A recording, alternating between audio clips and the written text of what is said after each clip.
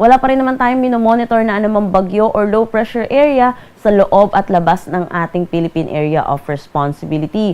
Sa ngayon, bahagyang humina itong northeast monsoon natin or yung amihan at umiiral dito sa may northern at central Luzon.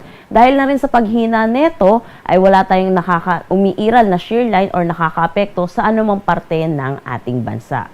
Sa ngayon, meron din tayong easterlies or yung mainit at malinsangan na hangin na nanggagaling sa dagat Pasipiko na umiiral naman dito sa nalalabing bahagi ng bansa natin. Para sa magiging panahon natin ngayong araw dito sa Luzon, inaasahan natin makakaranas ng maulap na papawirin na may mga pag-ulan dito sa may Cagayan, Isabela at Aurora. Dulot naman ng easterlies, mataas din ang tsansa ng mga kalat-kalat na pag-ulan dito sa Quezon pati na rin dito sa may Bicol region. Para naman dito sa may Ilocos Region, Cordillera Administrative Region, nalalabing bahagi ng Cagayan Valley, pati na rin ng Central Luzon, makakaranas naman sila ng maaliwalas na panahon, pero asahan din natin yung mga isolated na pag-ambon.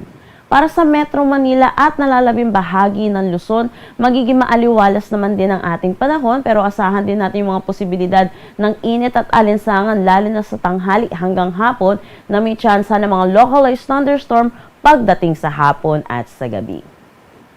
Agwat ng temperatura para sa Metro Manila, 23 to 30 degrees Celsius, Lawag, 25 to 29 degrees Celsius, Tuguegarao, 22 to 27 degrees Celsius, Baguio, 16 to 22 degrees Celsius, for Tagaytay, 21 to 28 degrees Celsius, at Legazpi, 24 to 30 degrees Celsius.